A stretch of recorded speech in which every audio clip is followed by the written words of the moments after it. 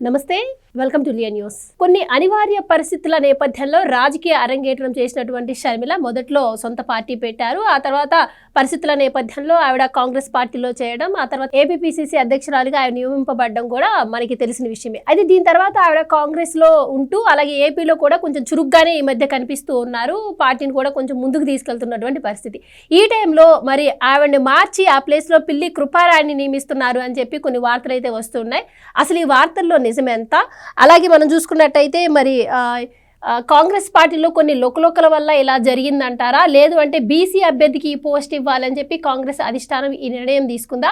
ఏది ఏమైనా కూడా మరి షర్మిల రాజకీయ భవిష్యత్ ఏంటి అన్న విషయాలను తెలుసుకుందాం. మనతో పాటు ఉన్నారు సీనియర్ జర్నలిస్ట్ డివి శ్రీనివాస్ గారు.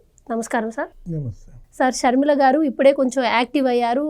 ఆవిడ అన్నకు వ్యతిరేకంగా మాట్లాడటం కావచ్చు కాంగ్రెస్ పార్టీ తరఫు నుంచి, అలాగే అధికార పక్షాన్ని కూడా కొంచెం ఈవెన్ జగన్మోహన్ రెడ్డి గారి కన్నా ఆవిడే కొంచెం ఎక్కువ ప్రశ్నిస్తూ ఉన్నారు. కానీ ఏరి కోరి మరి ఆవిడని కావాలని ఏబీపీసీ అధ్యక్షురాలుగా నియమించడం జరిగింది. కానీ ఎందుకు ఇప్పుడు మారుస్తున్నారు అని చెప్పి వార్తలు వస్తూ ఉన్నాయి. ఈ వార్తల్లో అసలు నిజమెంత ఉందంటారు? జగన్మోహన్ రెడ్డికి డీల్ కుదిరిందా రాహుల్తో? రాహుల్ గాంధీ జగన్ ఒక అవగాహనకు వచ్చి షర్మిలని తొలగిస్తున్నారా? షర్మిల మీరు అన్నట్టుగా ఆమె పనితీరు పట్ల హైకమాండ్ సంతృప్తిగా లేదా? ఇప్పుడు కోరి తెచ్చుకున్నారు, ఏది ఈమె కోరి చేరింది. కాంగ్రెస్ పార్టీయే ఇవాళ తన భవిష్యత్తు, తన తండ్రి ఆ పార్టీలోనే పుట్టాడు, ఆ పార్టీలోనే చనిపోయాడు అంటూ ఇవాళ మరి ఆ రోజు సోనియా సమక్షంలో రాహుల్ దగ్గర ఈమె చేరిక. అంటే షర్మిల రాజకీయ భవిష్యత్తు ఏంటి అంటే ఆమెకి ఏమైనా ప్రమోషన్ ఇస్తున్నారా? ఏది ఆమెను ఏఐసిసి జనరల్ సెక్రటరీ చేస్తారా, లేకపోతే రాజ్యసభకి కర్ణాటక నుంచి పంపిస్తున్నారా? ఇప్పుడు తను ఏంటి మరి కాంగ్రెస్ అభ్యర్థిగా పోటీ చేసింది కడప పార్లమెంట్ నుంచి, మరి బాగానే ధీటుగా ఎదుర్కొంది. ఏది అవినాష్ రెడ్డి ఎంత జస్ట్ చావు తప్పి కన్నులట్టబోయి బయటపడ్డాడు. 60,000 ఓట్లతోనే గెలిచాడు అవినాష్ రెడ్డి. అసలు ఓడిపోయాడు అనుకున్నారు. అలాంటి అంత గట్టి పోటీ కడప పార్లమెంట్లో షర్మిల ఇచ్చిన నేపథ్యంలో మీరు అన్నారు ఏది ఉద్యమాలు కూడా చేస్తోంది, కంచాలు మోగించింది, ప్లేట్లు మోగించింది, సమస్యలపై స్పందించటం, పర్యటనలు చేస్తోంది. కానీ కాంగ్రెస్లో లుకలుకలు ఏమైనా ఉన్నాయా?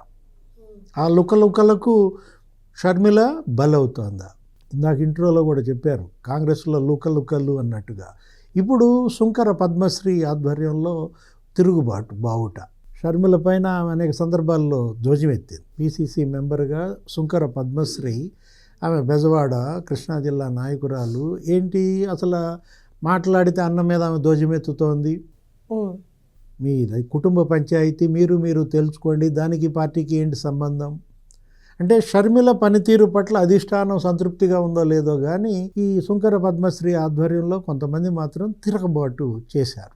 కానీ పద్మశ్రీ పైన ఎటువంటి చర్యలు తీసుకోలేదు. యాక్చువల్గా ఏంటి మరి షర్మిల పైన ధ్వజమెత్తితే పిసిసి అధ్యక్షురాలనే ప్రశ్నిస్తే క్రమశిక్షణ చర్యలు తీసుకోవాలి. అంటే సుంకర పద్మశ్రీకి మరి హైకమాండ్ మద్దతు ఉందా? చర్యలు తీసుకోకపోతే మరి దాని అర్థం అదే కదా. ఇప్పుడు అసలు షర్మిల ప్లేస్లో మీరు ఎవరన్నారు? కిల్లి కృపారాణి, మాజీ ఎంపీ, మాజీ కేంద్ర మంత్రిగా పనిచేశారు, అటు శ్రీకాకుళం. ఇప్పుడు కృపారాణి ఏంటి ఆమె రాజకీయం? ఒక 20 ఏళ్ల రాజకీయం. 2004 నుంచి ఆమె రాజకీయాలు ప్రారంభమయ్యాయి. మాజీ ఎంపీ భార్య రామ్మోహన్ రావు మరి ఏంటి అక్కడ ఇద్దరు డాక్టర్స్గా ఉండేవాళ్ళు. అలాంటి పరిస్థితుల్లో ఆమె ఏంటి 2004లో పోటీ చేసి ఓడిపోయింది. రాజశేఖర రెడ్డి గాలిలో కూడా గెలవలేకపోయింది. అప్పుడు రాజశేఖర రెడ్డి పాదయాత్ర చేసిన దీంట్లో. కానీ 2009లో గెలిచింది ఎంపీగా. జైంట్ కిల్లర్ ఎర్రన్నాయుడినే ఓడించింది కిల్లి కృపారాణి. మరి కేంద్ర మంత్రిగా కూడా ఆమె బాధ్యతలు చేపట్టారు. అలాంటిది ఆమె ఏమైపోయింది సడన్గా 15 ఏళ్ళు కాంగ్రెస్ పార్టీ ఓడిపోయింది. ఆ 20 ఏళ్ల రాజకీయ జీవితంలో చివరి 5 ఏళ్ళు ఎక్కడుంది? జగన్మోహన్ రెడ్డి పార్టీలో చేరింది. వైఎస్ఆర్ కాంగ్రెస్ పార్టీలో చేరిన కృపారాణి మరి జగన్ టికెట్ ఇవ్వలేదు. ఏది 2019లో ఇవ్వలేదు, 2024లో ఇవ్వలేదు. ఆమె 2024లో టెక్కల్ అసెంబ్లీకి పోటీ చేసింది. ఎన్ని వచ్చాయి ఓట్లు? ఒక 2700 ఓట్లు ఏమొచ్చాయి. అంటే డిపాజిట్లు కూడా పోయాయి. అంతకుముందు కాంగ్రెస్ పార్టీ తరఫున ఎంపీగా పోటీ చేసినా డిపాజిట్లు పోయాయి. అంటే పోటీ తెలుగుదేశానికి వైఎస్ఆర్ కాంగ్రెస్ పార్టీకి జరిగింది. రామ్మోహన్ నాయుడు గెలిచాడు. అంటే డిపాజిట్లు పోయినటువంటి అభ్యర్థికి మరి కాంగ్రెస్ పార్టీ ప్రెసిడెంట్షిప్ ఇస్తారా? కిల్లి కృపారాణి బీసీకి ఇవ్వాలి అనే ఆలోచన అంటే అది వేరే విషయం. ఏది మీరు అన్నారు బీసీ వైపు మొగ్గు చూపుతుందా కాంగ్రెస్ హైకమాండ్ అన్న దాంట్లో ఇక్కడ షర్మిల నాయకత్వంపై అసంతృప్తి ఇంటర్నల్గా ఎక్కడ స్టేట్ పార్టీలో షర్మిలపై పార్టీ అసంతృప్తి ఆమెను బలి తీసుకుంటోందా, షర్మిల అన్ని వర్గాలని కలుపుకుపోలేకపోతుందా? కొంతకాలంగా జిల్లాల పర్యటన కూడా షర్మిల చేస్తున్న సందర్భాల్లో కొన్ని జిల్లాల్లో మనం చూసాం. ఏది కొట్లాటలు, స్టేజ్ మీద షర్మిల ఉండంగానే వీళ్ళు కొంతమంది ఆడిటోరియంలో తన్నుకోవడం. కానీ సార్ ఎక్కడైనా కాంగ్రెస్ పార్టీలో ఎక్కడ చూసినా కూడా సీనియర్స్ ఎక్కువ ఉంటారు కాబట్టి దాంట్లో కొట్లాటలు సహజమే.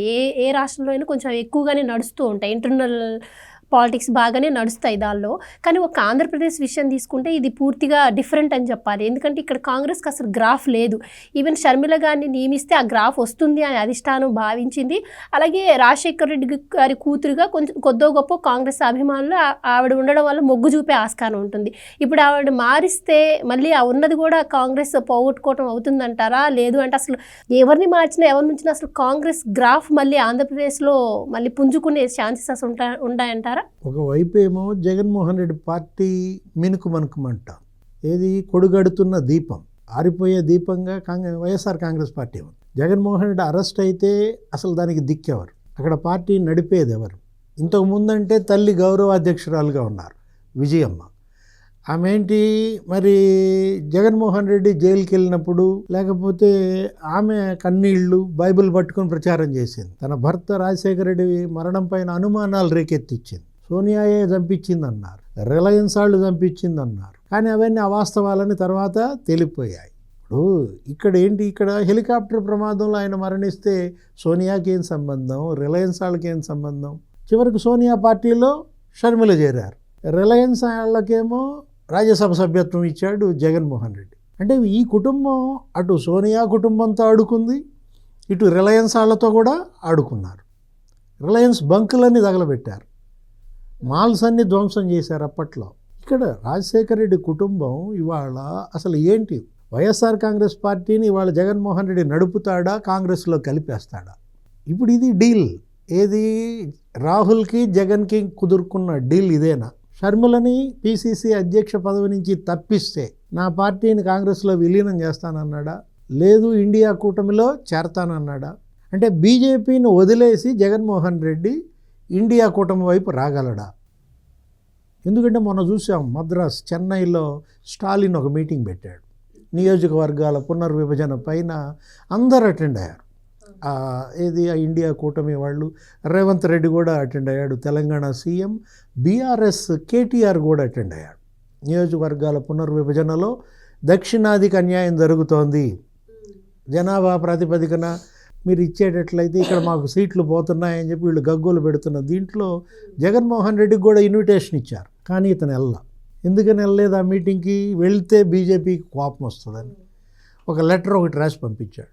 ఇప్పుడు నిన్న చూసాం మనం పార్లమెంట్లో అవినాష్ రెడ్డి అసలు నరేంద్ర మోడీని ఆకాశానికి ఎత్తేసాడు. ఆపరేషన్ సింధూర్ అసలు మరి ఉగ్రవాదుల పీచమణిచారు అంటూ అవినాష్ రెడ్డి ప్రసంగం. అంటే అవినాష్ రెడ్డి అంటే ఆయన కేసు, అంటే కేసుల భయంతో వీళ్ళు ఇవాళ బీజేపీని ఎదిరించలేని పరిస్థితుల్లో మరి కాంగ్రెస్లో విలీనం చేస్తాను అంటే నమ్ముతాడా రాహుల్? ఇండియా కూటమిలో చేరతాను అంటే నమ్ముతాయా ఆ పక్షాలు? జగన్ ఏంటి వాళ్ళ జాతీయ పార్టీలతో ఆడుకుంటున్నాడా? అటు బీజేపీతో లోపాయికారి ఒప్పందం, ఇటు కాంగ్రెస్తో ఈ విధంగా డీల్ చేసుకుంటున్న వార్తలు. మొన్న ఏదో సాక్షిలో ఒక స్టోరీ కూడా చూశాను సార్. జగన్ చెప్పిందే రాహుల్ చెప్పారు, రాహుల్ చెప్పిందే జగన్ చెప్పారు అని కూడా ఒక కథనం రాసి ఉండడం.